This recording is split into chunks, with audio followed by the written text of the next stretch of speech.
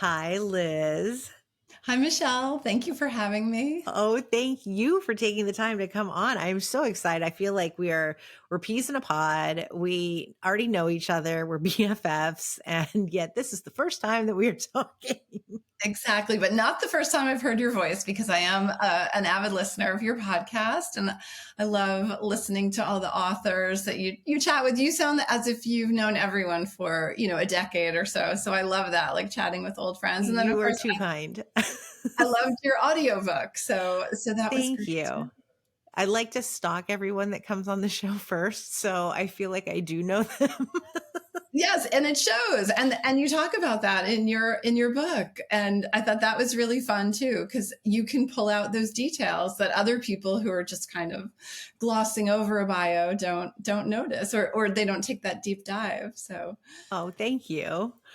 Before we go further, can you introduce yourself to everyone, please? oh, sure, absolutely. So I'm Liz Alterman. I am a longtime journalist and author. I've written a memoir, Sad Sacked, and a young adult thriller, He'll Be Waiting, and two domestic suspense novels, The Perfect Neighborhood and the recently released The House on Cold Creek Lane.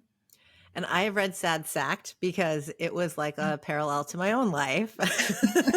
But I want to read the thrillers too, because Oh, I recently got into thrillers with Sagit Schwartz's thriller Since She's Been Gone earlier in the year. And I was like, oh, maybe I do like thrillers, just sure. not right before bedtime.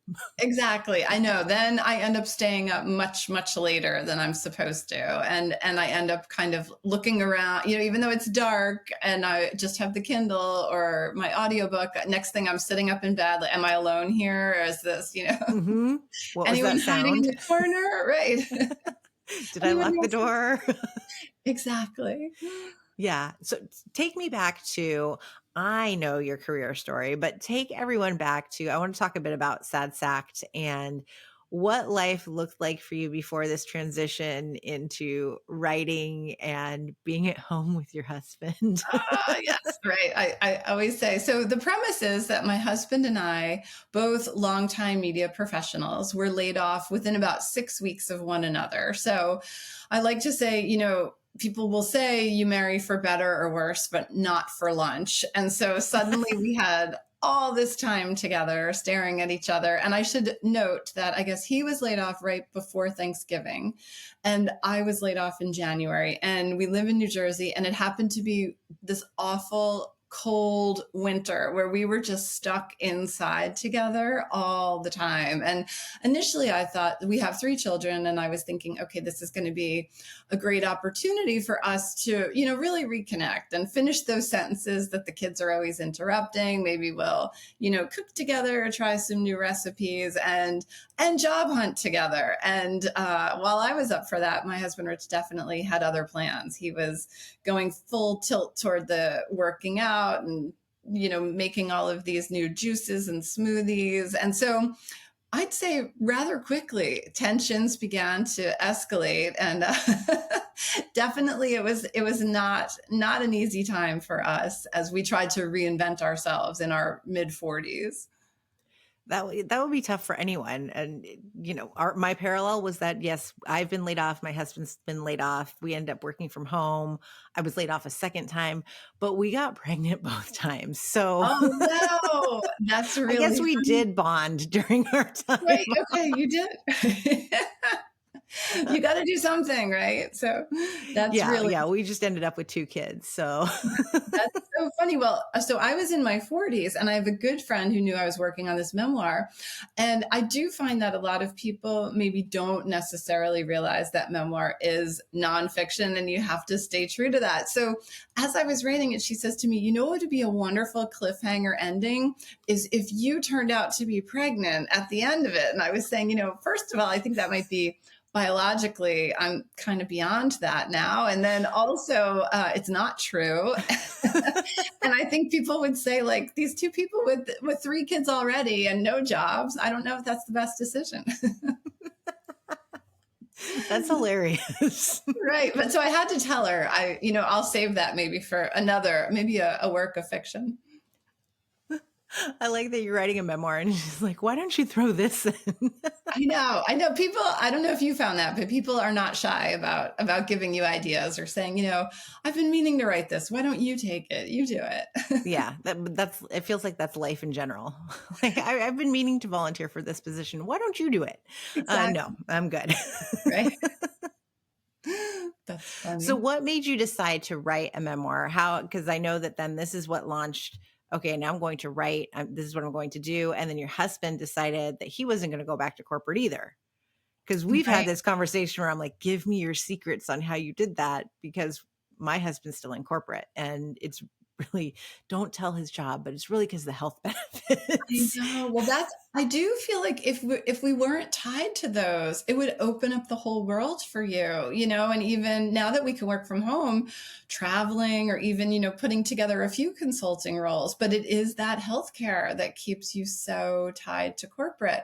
But so I guess for me, what happened was I had been freelancing here and there for different places. And one assignment that I was given was to interview the founder of a writing school. And she said, I just kind of at the end of our conversation, I said, "What's your most popular class?" And she said, "Memoir. Everyone feels they have a story to tell." And originally, when I was interviewing her, I thought she was doing a lot, and she does do a lot of courses for children and summer camps to kind of like spark creativity. And I loved that. But then when I realized there was this adult component and maybe I could do it too and get out of my house and try to, reinvent myself this way, I thought, all right, I'm going to take this class and I'm going to write about this weird period that we never saw coming. My husband had been in his job for 18 years and he wasn't happy with it, but he really, again, like you're saying, the healthcare, the 401k, he maybe had accrued up to 4 weeks vacation. So it's kind of like, where are you going to go in today's world where you're going to get those benefits? Like nowhere, Yeah. so that was kind of why he stayed. But so I thought, okay, I'm going to take this class. And also at the time we were out of work, I was, on the internet scrolling around looking like, has this happened to anyone else? And how did they cope? Like, how did they get through it without, every night eating a half gallon of ice cream and, drinking a bottle of whiskey? Like, what's your secret? So I kept finding, here's how to write a cover letter. Here's how to, beat the robots with your keywords in your resume. But I wasn't really seeing anyone talk about just those feelings of like the loss of dignity that comes from losing a job, or, well, what do I do next? Like, how do you not second guess yourself? Like, how did I end up here? Should I have gone to law school? What should Hmm. is it time to pursue a trade? You think, what do I do next? And that was where I thought, like, okay, this might be something that I could address this unemployment topic from a different corner, kind of, and or a different slant. And that's what I decided to do. I love it. And it's so true because people who haven't been through this don't understand that it's like a death. There's a grieving process and you're mad and you're sad and then you're kind of like, maybe this is a good thing. But Right. you go through all of these different emotions, and to do it together, we didn't do it together. We did it, it was separately. It was like one and then together and then me again. Oh, But you're still like, okay, the first time is a total shock. And absolutely. then when I remember when it happened to my husband, he was working from home and he took a call and he was on the couch and I was at my desk and I hear him go, "Oh, okay." And he mutes himself and he goes, "I'm getting laid off." And I went, "Not a problem." And I was on email with my HR going, "I'm going to need a change of benefits initiated right away." I was like, "We got this. We know what's going on." And when it Right. 'Cause happened to you've been me the through second time it. and HR came on the phone, I go, "Oh, you can just stop talking right now. I need to know how many months severance I'm getting and when does Cobra kick in." I was like, "We're business about it. I've been Exactly. through this before. Just give me the facts. We're moving on. Send me the FedEx package to send my laptop back." Exactly. Right. I know it does. The second time, it definitely stings a lot less, but Yeah. And I'm like, whatever. I'm over you too then. exactly. I know. I was laid off. I talk about the book that, or I'm sorry, in the memoir, I talk about the job that I eventually take on, which is like a real bait and switch. And fast forward a few years, it's not in the memoir, but that comes to an end. But I was putting together a slideshow and I'm on a call and my boss is saying, okay, we've got HR on the line. And I'm thinking they're switching up because there had been a lot of restructuring. So I'm thinking they're giving me a different role. I'm still putting a slideshow together as they're letting me go. I'm adding photo captions, like courtesy Getty Images. And I'm like, wait a minute, Liz, you don't have to do this anymore. You can just exit out of anything and be done. And that, the second time, it was very freeing. Like, okay, we're done here. Yeah, it's crazy. And the funny, like, let's harp on these corporate things for a minute because the way that they come at it with you're in the middle of a project and you're writing this and they phone call and we have HR on the line. Okay. I was supposed to be doing a team meeting with my director and her boss to discuss where we are throughout the country. It was a okay, we're going to report on this and I had done my presentation and I'm like, wait, what? Like, oh, and he didn't even show up. He didn't Oh, have the balls to show up for the meeting to let me wow. go. So, like, come on. Like, why would you give us projects if you're going to let us go? Because Exactly. obviously you knew this, it was in the pipeline. It doesn't just, you don't wake up this morning and go, oh, let me put this package together for you. Exactly right. You know it's coming. Oh, It's crazy. it really is. It is. But it is. It's not easy when you're caught off guard by it. You're kind of, wait a second, what Yeah. happened there? So, how many years ago was this? I guess for me, that first layoff was in 2014. So I took a few years and wrote the book. And I took some classes, and the workshops really helped to kind of keep me accountable as I was writing and to get that live feedback. And I think it's hard when you write memoir because it's your own life, everything seems important to you, or you think like, oh, this is a cute story, and people will say, okay, that's a fine anecdote, but you're veering off course, this has Hmm. nothing to do with blah blah blah, and you got to get rid of that. So I think that kind of kept me on track, so that was good. And then I guess around maybe 2017, 2018, I found an agent, and she was lovely. And I think you have to, as you're saying, you have to find someone who has experienced unemployment or had the threat of unemployment hanging over their head, because they're your people who get it. Hmm. And so a lot of other people I had queried would say like, oh, this is funny or this is interesting, but yeah, it's not a thing. And I'm like, oh, wait till you get That's your pink funny. slip. You're going to feel differently. But so she really got it. Cause I think too, you tell people you're out of work and they're like, oh, you're going to be fine. Like it's a bad haircut. Like just give it time. It's going to correct itself. And so she and we did some revisions and we went out with it, and we got, as I like to say, my favorite oxymoron, very kind rejections, and people saying, I like this, but you're not a celebrity. You don't have a platform. And that, it kind of stung because platform was in the back of my mind. And I had been writing for a career site. And my pieces, while I wasn't getting paid, I was building a portfolio, and they were getting picked up by places like Forbes, Mashable, Inc. And so I thought like, hey, I'm trying. I'm Hmm. not going to be a Real Housewife anytime soon. and, You don't want to be. You're too no, good. I don't want to be. And I mean, people would be bored senseless. They'd be like, there's that lady just eating cheese and watching Emily in Paris. But so we kept bumping up against the platform thing, or the we don't know how to break this out, or this was, of course, pre-pandemic. So layoffs were not as prevalent. And so we did keep hearing unemployment's not really a concern. Anybody who wants a job could have a job. And so it was discouraging. And so my agent and I parted ways, and I went on to write a young adult thriller.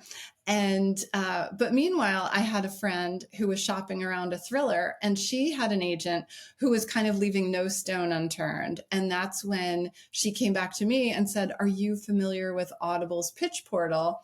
I think you could send your memoir through that on your own." And I thought, no, I hadn't, but I've got this thing just sitting in my iCloud. Why not? So I uploaded all the information I needed to.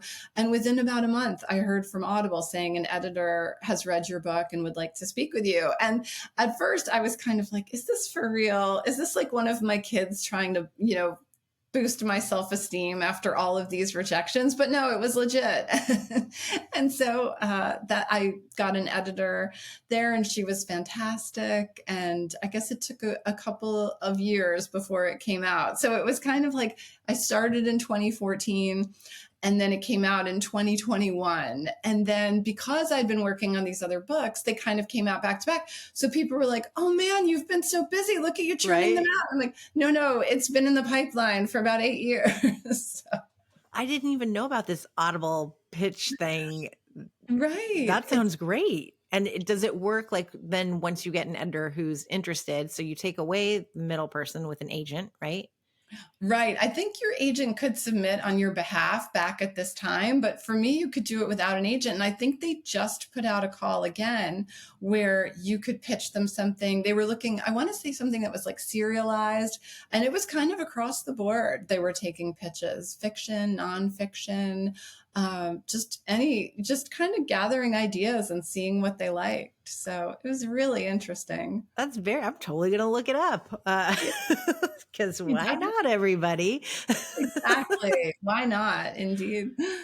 What did Rich, your husband, think about you sharing all of these details? I know a lot of people ask that. And right before it came out, Audible, my editor there, and I were on a call with a lawyer just to kind of go over. My editor wanted to just make sure everything was good. Her fear was kind of at one point, my family and I go to Universal Studios on vacation, and Hmm. when I booked the trip, I really was sure that my husband would have a job and we'd be in a much better place.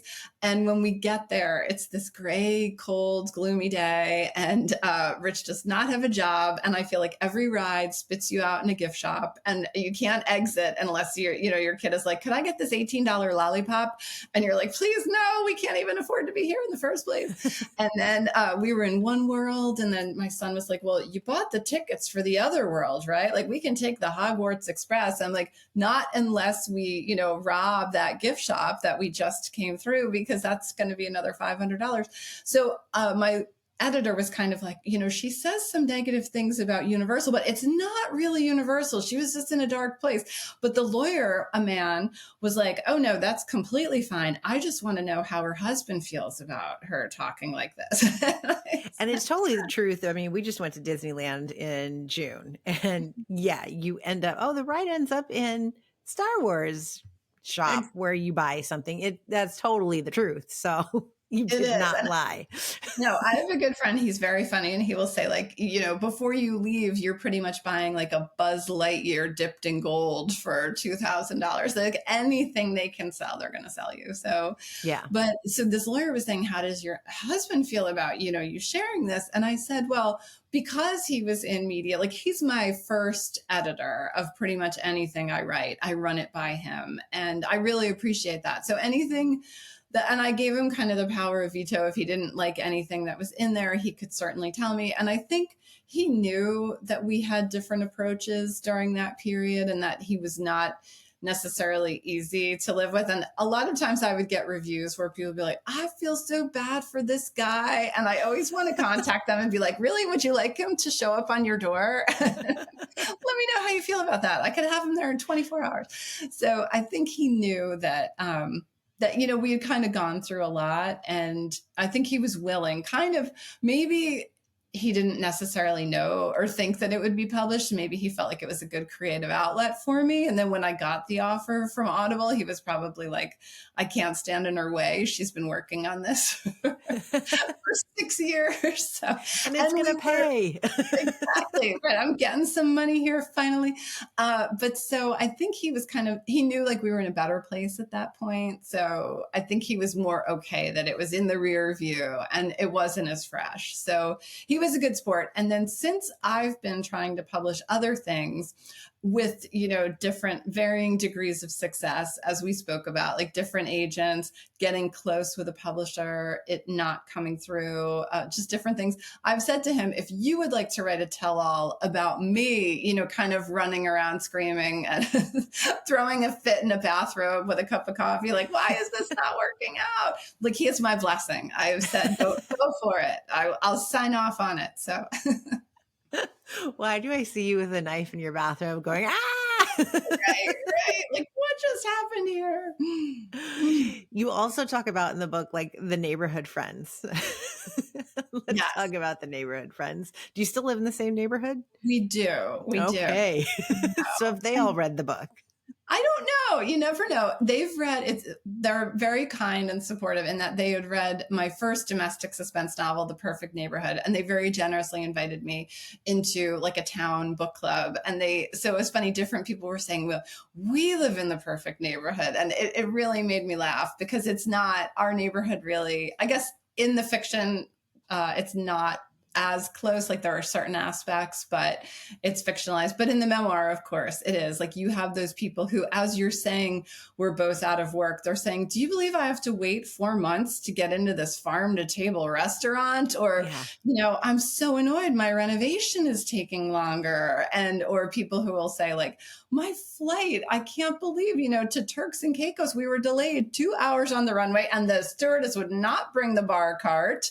And I'm just kind of like, oh my gosh, I don't know what we're going to do to keep paying this mortgage. So there's definitely there can be that insensitivity and it was really eye opening for me. And I just think, okay, I have to really watch what I say. I don't want to be that person Mhm. who does that.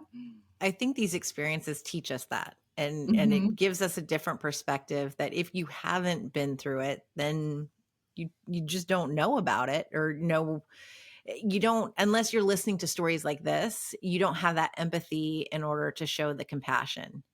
Exactly. And there was a woman at school who it's going in my book. She was Okay. laid off and I was like, "Oh, I've been there twice and my husband's been there. Like I get this. I understand what you're going through." And I thought that I was being as supportive as possible. And she goes, "But I just ordered an electric Humvee and I don't Oh, know now if it's going to come." oh no. I was like, "Wait, you got over 6 figures in your severance package, and this is what you're worried about, and your husband's still working." Right, right. Okay, Different cool. scenario. Yeah, we are not on the same wavelength, and my pity for you just Evaporated. yeah, Yeah. yeah. I'm like, "You're not pregnant, your Right, husband has a exactly. job, so I guess you're cool, you're good." Wow. I know. Yeah, you just don't know what people are gonna come back No. with. It's Yeah, like the Turks and Caicos, and you're like, "Yeah, my electric Humvee. Oh, which Tesla will that be replacing?" exactly. Right. I'm not sure where we live, in what world. It's yeah, it's different. It really is. It is. And I think I mentioned in the book when we get to Universal Studios and I can't sleep. And even though we're in this lovely hotel, and I just kept thinking, oh my gosh, I'm what's wrong with America. Like I have bought something that I can't afford because I wanted to make my family happy. I wanted to kind of change our mood and almost feel like things were normal again. But it goes back to that old you take yourself with you wherever you go. So Mhm. but yeah, it's And you definitely I wanna say you stayed in the Portofino. we Isn't that where did, you yes, you have such a good because I've memory. even stayed there too when I've Right. had to go to Miami and stuff. So, yes, or Orlando. I was like, "Oh, yes, we are so" the alignments were kinda crazy. That is really funny. I love that. Yeah, I remember that part too. I'm like, "Oh, yes, I've been there as well." Yes, I remember just when I went to get coffee and a couple of muffins for my kids or bagels, and next thing it's like $38, and I'm like, "Oh my god, and they're still gonna be hungry. They're gonna be hungry an hour later. Yeah, it's just a What did we muffin, do?" yeah. Right. And yet, when you have kids, you want them to feel that normal. Because I Exactly. remember in the book, you have one kid who was more like empathetic, who understood. Am I right? Or am I Mhm. Yeah. pulling this out of my butt? Because I want to say that there was one who really got it and was concerned. Right. Yes. At different points, I think they were kind of each went through their own kind of thing. But my oldest was kind of like, what are we going to do? Yeah, almost like we were trying to hide it, but I think we weren't doing that great a job. And then my middle son was sort of thinking, is dad not good at what he does? He goes on these interviews and he just can't land it. And that was hard to hear because you can think you're shielding them, and then of course they're picking up on all of it. So And it's that's funny how they perceive it too. Like mine right. right now, my daughter says, she's like, "You're a boss. You are Oh, a boss. So I like love nobody that. can fire you. I'm like, yeah, it's not quite how that works. Like I could have no clients and then I'd be the boss of nobody. And Right. yeah, but dad could lose his job because he has a boss. I'm like, Oh, okay. okay. And I don't know why this guy is suddenly falling and we're talking about this, That's but funny. that's how they perceive now what we both do. It's so true. I know. Because I That's would what say that I have the least amount of safety and security working for myself. And they're like, oh no, you're safe because you're the boss. oh, well, I guess they see you hustling and they're probably she's not gonna let herself fail, right? Yeah, So I guess that would be true. Yeah, we're not going to stop. right. I know it's hard because I think right out of in my first chapter, or maybe the second, we talk about breaking the news to our kids. And I think when Rich said to them, my department has restructured or I've been let go. And right away, Ben was like, well, if it's your department, how can they let you go? You know, and so Right. it's hard to explain to kids what it all means and what it looks like. And he was funny too. He would have these Groundhog Day moments where Rich would come down to breakfast. He'd be like, wait, why is dad still here? And we're like, if dad got a job, you'd have heard about it, dude. Like, It wasn't a big kept secret. right, exactly. Yep, he's still here. That's hilarious. It and it teaches you again so much and it teaches them too.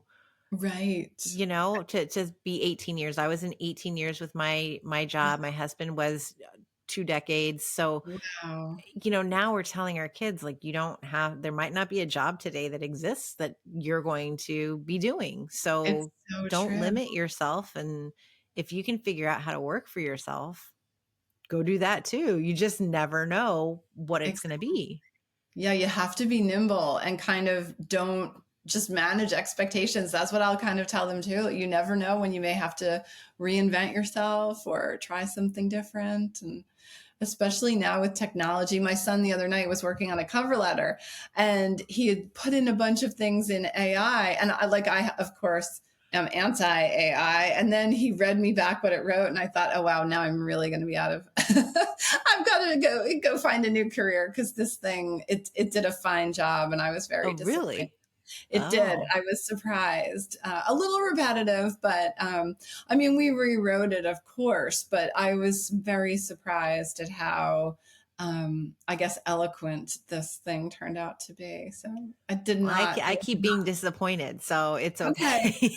I had been disappointed for a long time up, and this was kind of the first one where I thought, and I kind of feel like humor may be the final frontier that it can't touch. Because when I first started reading about all it could do, I was kind of saying, okay, write me this in the voice of David Sedaris. And boy, did it botch that. So I thought, all right, I was like, if it can't touch humor, we go down the humor road. Yeah. Oh, good. Yeah, I don't fully trust it. I use it to No. like rewrite. I did something the other day where I said, take this bio and rewrite it into the third person. And it Oh, did, and it was good. But it that, was pre-written for it. And I was like, I'm just too lazy right now to put it in third person. So please just do that. That I could handle. But to create, good. I've had it write a pitch just for me to me, just to see what it did. Oh, And apparently I've done all kinds of things and written books that I've never even heard of. I've also been on podcasts that I oh, don't wow. remember recording. So that's when it failed. And I was pleasantly surprised that it's not putting me out of a job. Yes, well, I had heard about an author using it to try to write a query letter, and I guess the robot kind of spit back a few comp titles that this person was like, "Oh my gosh, these sound amazing," and then Googled them and they don't exist. I guess AI just invented these what would have been great comp titles, but they weren't even real. So you definitely have to watch it. Yeah. Yes. Yeah. Oh, no. Authors do not write your query letter in AI. No, no, My goodness. So what's no. next for you, Liz? Oh, thank you for asking, Michelle. Well, I recently started a podcast with a local bookshop called The Book House, and they have locations in Millburn and Long Branch, New Jersey. So I've been having fun chatting with other authors, and I guess they contracted me for a 10 episode season, and I'm halfway through. So I'm going to be sad when it ends because I've read some good books, I've chatted with some great authors, and so I've been doing that on the side. And so my novel, The House on Cold Creek Lane, came out of just a couple, well, I've lost all track of time. I maybe 2 weeks ago, but so I have one project that I should revise and talk about going from first to third person. This manuscript, 90 something thousand words, is in third person, and the feedback that I've been getting is that uh, people are looking for more interiority, more connection with the characters. So I'm thinking, do I take it into first person? But I guess I did chapter one, and that felt like a massive undertaking. And so, the whole shiny new object syndrome, I have another idea, and I'm kind of like, ooh, maybe that's what I spend the winter doing.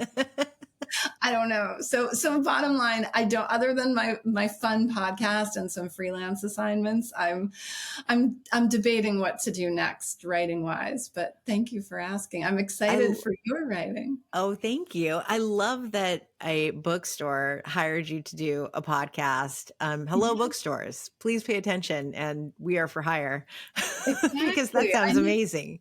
I know, I'm so excited. When they mentioned it, I was sort of like, "Oh man, I hope they really follow through because that would be a dream." Because I've been a guest on podcasts and I love it. And I always thought, "Ooh, being a journalist, I'd love to be on the other side where I get to ask the questions and do the research." And so when it came my way, I was so excited. And I have a few people in mind for future episodes, but I have to find more, and I hope we get a second season.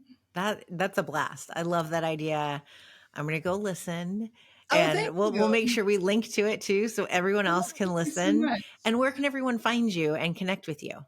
Oh, thanks for asking. I'm pretty basic. I'm at lizalterman.com and at Liz Alterman on Instagram and X and anywhere. I always am happy to zoom into a book club or chat with readers about anything writing related or personal or unemployment related. So And you feel are free to not reach out. basic. You are anything but basic, my friend. Oh, you're so sweet.